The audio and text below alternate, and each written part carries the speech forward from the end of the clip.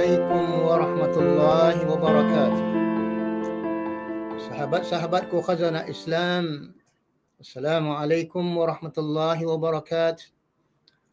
Maka saya mengucapkan minal aidin wal faizin, taqabbalallah minna wa minkum. Semoga Allah menerima segala amalan kita sepanjang bulan Ramadan dan seterusnya dengan amalan ibadah kita setelah Ramadan. Alhamdulillah, pada episod yang ke-75 ini kita akan meneruskan siri-siri kuliah kesihatan khazanah Islam yang episod yang ke-75. Bagaimana keadaan jamaah sekalian semua? Semuanya mudah-mudahan dalam keadaan sihat wal afiah. Ya Aziz, Ya Ghafar, Ya Mutakabbir, Ya Rahman Rahimin. Nah, apakah gaya hidup kita selepas Ramadan ini? Ramadan telah pergi meninggalkan kita. Apakah kita masih kekalkan budaya Ramadan? Apakah amalan yang perlu kita teruskan? Apakah masih ada tilawah dan sedekah? Adakah anda telah amalkan puasa 6 dan puasa-puasa sunat yang lain? Ayuh, marilah seterusnya kita hidupkan budaya Ramadan walaupun Ramadan telah meninggalkan kita, sebagaimana kata-kata para salafus salih, kun rabbaniyan wala takun ramadaniyan. Jadilah kamu hamba Allah yang rabbani, bukan menjadi hamba Ramadan, yakni hanya mengenal Allah di bulan Ramadan sahaja. Ayuh, di mana kita memerlukan istiqamah sebagaimana firman Allah Subhanahu wa taala, innal ladzina qalu rabbuna Allah thumma istaqamu. Istiqamah itu adalah luzum fi ta'atillah. Para ulama mengatakan istiqamah itu adalah tetap dalam mentaati Allah dan pendirian teguh tegar dalam menghadapi apa sahaja cabaran. Seterusnya, kita terus menghidupkan apabila kita mengamalkan puasa 6 dan puasa-puasa sunnah, kita akan bangun sahur. Pada 4.30 jam 5, kita bertilawah munajat, bersahur bersama keluarga tersayang, dan kita akan bertilawah, solat subuh berjamaah, ataupun setelah itu kita solat duha dan bertebar di atas muka bumi untuk mencari karunia Allah. Dan seterusnya, di antara galakan hadis yang bermaksud dari Ayub Al-Ansari radhiyallahu anhu, bahawa dia berceritakan bahawa Nabi SAW bersabda, barang siapa yang berpuasa Ramadan, kemudian dia mengiringinya dengan puasa 6 hari dari bulan Syawal, maka seolah-olah ia berpuasa sepanjang tahun. Hadis sahih Muslim 1986. Ayo teruskanlah. Maka di sinilah sahabat-sahabatku khazanah Islam, apabila kita berpuasa, kita akan bersahur, dan sahur itu mempunyai banyak hikmah-hikmah, yakni apabila kita bangun pada 1/2 malam, 3/4 malam, insya-Allah ta'ala. Maka ketahuilah, sahabat-sahabatku khazanah Islam, kita mempunyai hak dan tanggungjawab. Di antaranya adalah, apakah tanggungjawab kita terhadap Allah? Apakah tanggungjawab kita terhadap Nabi Muhammad sallallahu alaihi wasallam? Apakah tanggungjawab kita terhadap kedua ibu bapa kita? Dan begitu juga sesama Islam dan masyarakat Islam dan masyarakat yang bukan Islam. Begitu juga terhadap mereka yang sakit ataupun jatuh sakit. Perlulah diketahui, sahabat-sahabatku khazanah Islam, konsep kesihatan dalam Islam, dia bukan hanya mencakupi masalah fizikal sahaja, bahkan ia mencakupi fizikal, mental, spiritual dan sosial kita tadi. Jadi di sinilah kita lihat betapa pentingnya kita menjaga kesihatan fizikal dan spiritual. Di antaranya ialah teruskan beribadah, berpuasa dan mengamalkan puasa-puasa sunnah, kerana puasa dapat membuat fikiran kita menjadi lebih tenang dan rohani kita semakin cergas. Dan begitu juga pada saat bulan Ramadan ketika ibadah puasa diwajibkan, maka kita merasakan tubuh badan kita Masya Allah sihat walafiat, kerana puasa dikaitkan dengan proses detoxification, proses pembuangan racun, pengeluaran racun dari tubuh badan kita, maka kekalkanlah budaya berpuasa walaupun Ramadan telah meninggalkan kita. Pendapat ini seiring sekata tadi. Sama ada pakar-pakar kesihatan barat mahupun yang timur ataupun yang muslim. Di antaranya Dr. Phil Sanderson berkata, fasting a path to mental and physical transcendence. Bahawa berpuasa itu adalah lorong, jalan untuk meningkatkan mental kita dan fizikal kita. Yang kedua, Dr. Valter Longo mengatakan fasting awakening the rejuvenation from within. Dia katakan berpuasa itu merupakan satu kejutan peningkatan tenaga dan vitality. Dr. Cynthia Turlah mengatakan intermittent fasting is a transformation technique. Bahawa berpuasa intermittent itu maknanya walaupun tidak sepenuhnya, ia merupakan satu transformasi, teknik transformasi. Dr. Sarah Halbert mengatakan bahawa orang yang mempunyai type 2 diabetes adalah sangat dianjurkan agar berpuasa. Begitu juga UC San Diego, Center of Integrative Nutrition, dan begitu juga Gordon Sack, di mana Director of Center for Integrative Nutrition. Semuanya mereka menganjurkan agar kita berpuasa. Cuma perbezaannya, mereka mengamalkan intermittent fasting. Yakni intermittent fasting ini, pagi mereka tidak makan. Sehinggalah jam 1, mereka akan minum sedikit air dan mungkin makan sedikit biskut ataupun makanan ringan, dan mereka terus berpuasa sehinggalah tenggelam matahari. Begitulah keadaan kita insya-Allah taala. Agar sama-sama kita terus beristiqamah selepas Ramadan ini. Solat berjemaah, berzikir dan berdoa. Beristiqamah bangun solat malam dan munajat. Beristiqamah dalam mempelajari Al-Quran dan tadarrus. Dan beristiqamah dalam majlis-majlis ilmu. Dan beristiqamah dalam kita menjaga kesihatan kita insya-Allah taala. Kerana ia merupakan nikmat yang besar. Namun mungkin selepas Ramadan ini kita agak berat untuk puasa sunat, untuk qiyamul lail, untuk munajat dan sebagainya. Namun kita mulakan dengan secara perlahan-lahan. Cubalah kekalkan dahulu hari ini nak tilawah berapa muka surat. 3 muka surat, 4 muka surat, ayo. Jika kita dah mampu untuk maintain, untuk pergi lebih jauh, maka bolehlah kita amalkan satu hari 4 muka surat, 5 muka surat untuk bertilawah.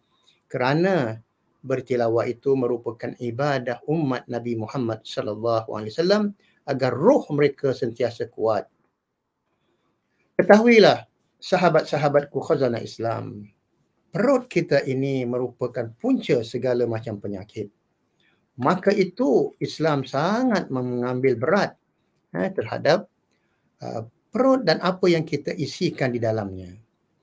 Al-Imam Ahmad di dalam musnadnya At-Tirmizi, Nabi SAW bersabda, maksudnya tidak ada ruang yang diisi oleh anak Adam yang lebih buruk, yang lebih bahaya daripada perutnya. Maka cukuplah bagi anak Adam itu beberapa suapan untuk meluruskan tulang punggungnya.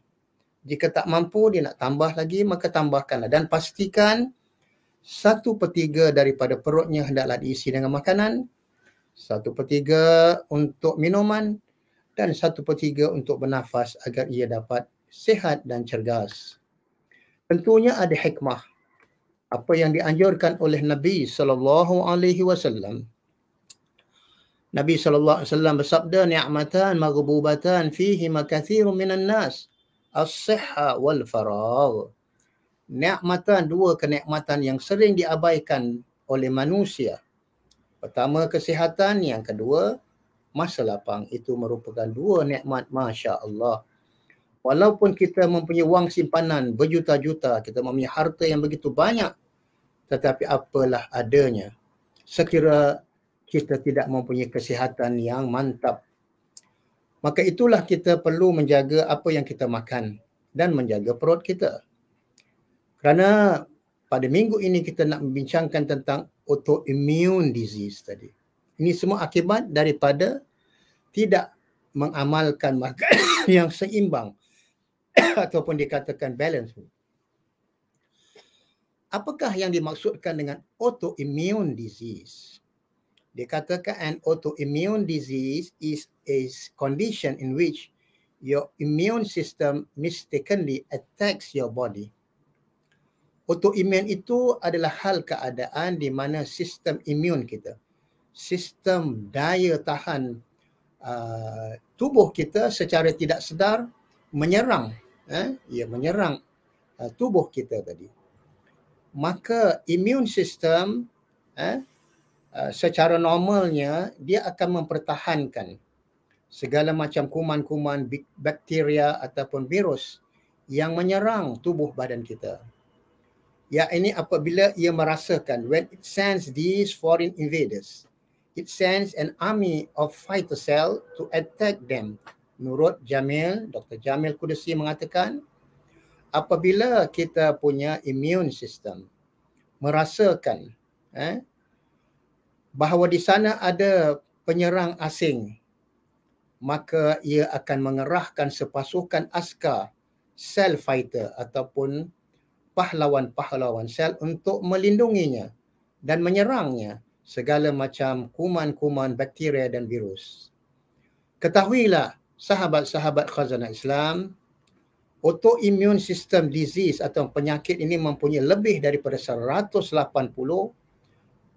bergantung kepada tempat dan situasi anda ataupun situasi tubuh badan anda. Kadang-kadang ia disebabkan kerana penyakit kencing manis, diabetes, ataupun hypertension, tekanan darah, ataupun ginjal kita tidak berfungsi dengan baik, ataupun irritable bowel syndrome yang berkaitan dengan perut dan usus, ataupun seseorang itu terkena GERD, penyakit dalam perut ataupun dia panggil maknanya penyakit di dalam perut atau usus. Dan dikatakan bagaimana seseorang itu boleh terkena autoimmune disease, penyakit autoimmune. Kita mengetahui roh kita ini adalah merupakan pemimpin yang besar di dalam tubuh badan kita. Apabila dikatakan oleh Dr. Jamil, when the soul is effective with osteoporosis, the soul will order the immune system to attack the cell that carry the identity of the body mistakenly.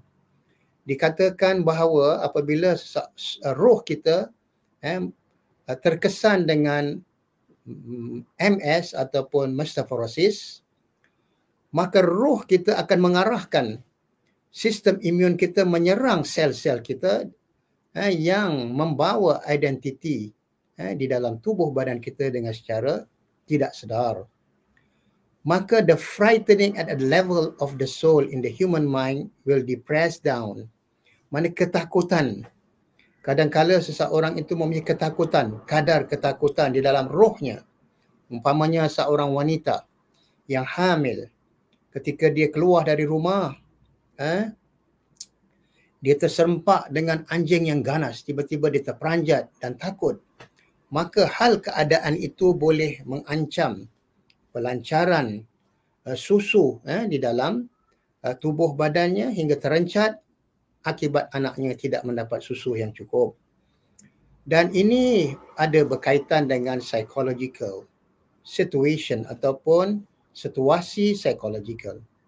Dikatakan mereka yang mempunyai psychological situation, situasi psikologi seperti anxiety, kemurungan, depression, tekanan, hilang harapan, ia akan meningkatkan autoimmune disease. Maksudnya penyakit autoimmune itu akan meningkat apabila kita mempunyai kemurungan, anxiety, tekanan ataupun hilang harapan.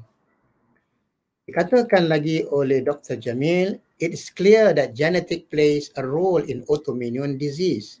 Walaupun begitu jelas bahawa genetik, maknanya masalah keturunan memainkan peranan di dalam penyakit autoimun, tetapi tidak begitu.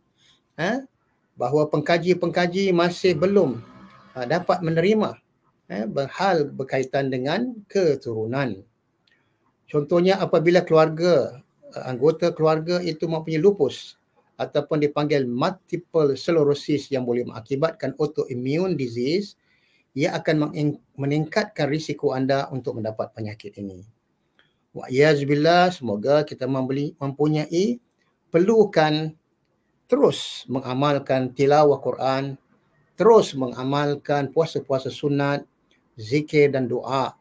Dikatakan bahawa mereka yang mempunyai stres, anxiety, kemurungan, maka ia boleh melemahkan neurotransmitternya dan organ-organ dalam tubuh badannya akan lemah. Wa'iyazbillah min zalik. Maka dikatakan oleh Dr. Jamil, those who have stress, anxiety or depression, they have low neurotransmitter. Mereka yang mempunyai stres, kemurungan, tekanan jiwa dan sebagainya, mereka akan mempunyai neurotransmitter yang rendah.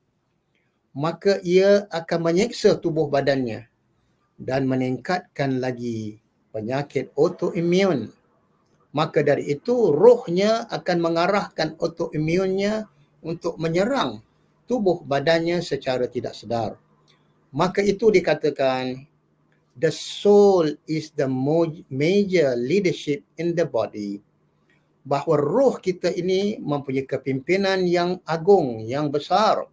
Maka itulah kita perlu sentiasa meningkatkan kerohanian kita dengan ibadah, dengan tilawah, dengan puasa-puasa sunnah, dan bertawakal dan munajat kepada Allah Subhanahu Wa Taala.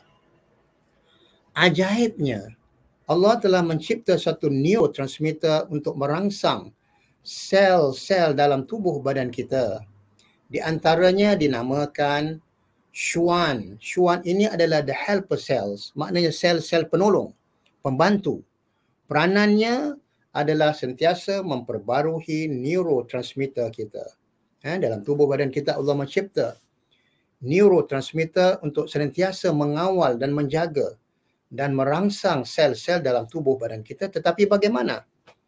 Maka Allah Subhanahu Wa Taala telah berfirman di dalam surah Al-A'raf ayat 31, ya bani Adam, khuzu zinatakum 'inda kulli masjidin wa kulu washrabu wala tusrifu. Wahai anak Adam, pakailah pakaian yang indah setiap kali kamu memasuki rumah Allah. Hendaklah kita sentiasa dalam keadaan keterampilan bersih dan begitu juga cantik. Wa kulu washrabu, makanlah, minumlah, namun janganlah kamu berlebih-lebihan. Wala tusrifu, innallaha la yuhibbul musrifin. Sesungguhnya Allah tidak mencintai orang-orang yang berlebihan. Maka dari itu untuk menguatkan neurotransmitter kita, kita memerlukan makanan yang seimbang. Kita perlu memberi pesakit-pesakit makanan-makanan, nutrisi-nutrisi yang boleh meningkatkan neurotransmitter sistem kita tadi. Maka makanan yang seimbang, kata Dr. Jamil, it will repair the neurotransmitter from natural resources ataupun sources. Dikatakan ia akan memperbaiki neurotransmitter kita dengan apa? Dengan makanan-makanan yang seimbang, dan dia akan repair, akan memperbaiki neurotransmitter kita supaya sentiasa kuat, dan begitu juga ia dapat mengawal kesihatan kita apabila sistem imun kita ataupun sistem pertahanan dalam tubuh badan kita ini kuat. Ketahuilah sahabat-sahabatku khazanah Islam, kajian sains telah mendapati bahawa perjalanan matahari ada kaitannya dengan otak kita. Di dalam otak kita ini ada pineal gland. Apakah peranan pineal gland itu? Ia sentiasa berputar mengikut putaran perjalanan matahari. Maka dari itu dikatakan apabila seseorang itu mengalami penyakit autoimmune disease, penyakit kanser, penyakit tekanan darah tinggi dan berbagai-bagai macam penyakit, hendaklah kita sentiasa memberikan kepada para pesakit itu makanan mengikut sunnah apabila jadual makan itu bersesuaian dengan jadual masuknya waktu solat. Maksudnya tadi apabila datangnya waktu maghrib, kita akan makan sebagaimana apabila kita berpuasa. Kita makan makanan yang mungkin ringan. Kemudian apabila masuk waktu isyak, kita akan makanan yang berat. Begitu juga kita akan berpuasa ataupun bersarapan sahur ketika apa? Ketika sebelum masuknya waktu subuh. Jadi itu dikira sebagai kita punya breakfast, kita makan betul-betul ketika masuknya waktu subuh. Dan begitu juga mungkin ia adalah makanan yang ringan. Apabila di waktu zuhur, kita akan makan makanan yang berat. Jadi dia seimbang. Itu yang dikatakan balance food mengikut Dr. Jamil Al-Qudsi agar kita dapat menguatkan sistem imun kita agar kita tidak terkena dengan autoimmune disease. Jadi di situlah kita lihat gaya hidup kita, waktu makan kita amatlah penting.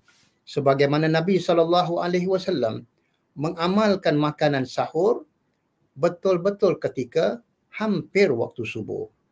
Nabi akan makan makanan yang agak berat ketika tenggelam matahari, iaitu pada waktu maghrib. Masya Allah. Maka marilah sama-sama sahabat-sahabatku khazanah Islam, kita sentiasa mengamalkan doa.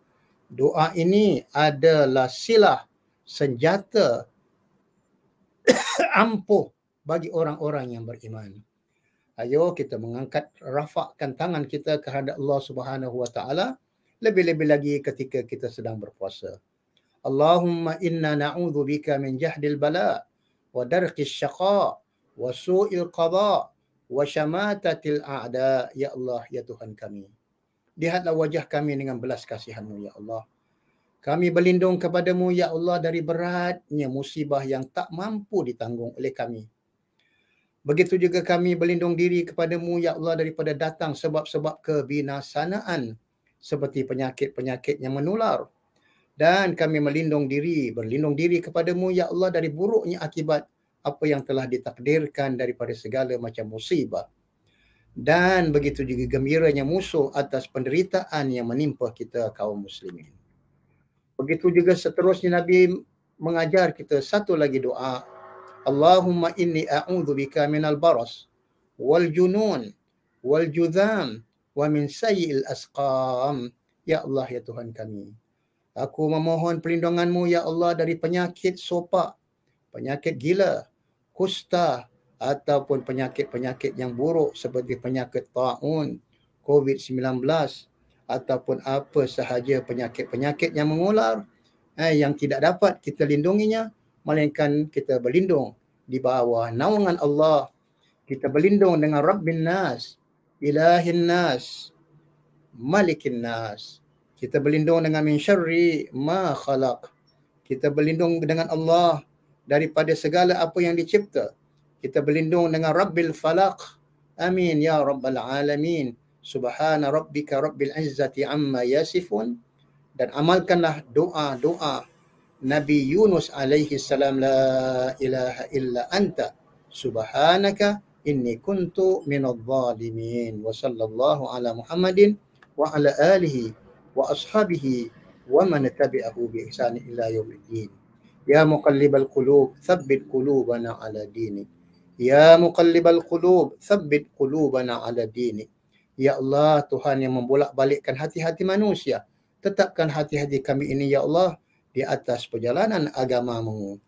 Aqulu qawli hadza wa astaghfirullah li wa lakum wa li jami' muslimin wal 'asri innal insana lafi khusr illa alladhina amanu wa amilus solihat wa tawasaw bil haqq wa tawasaw bis sabr.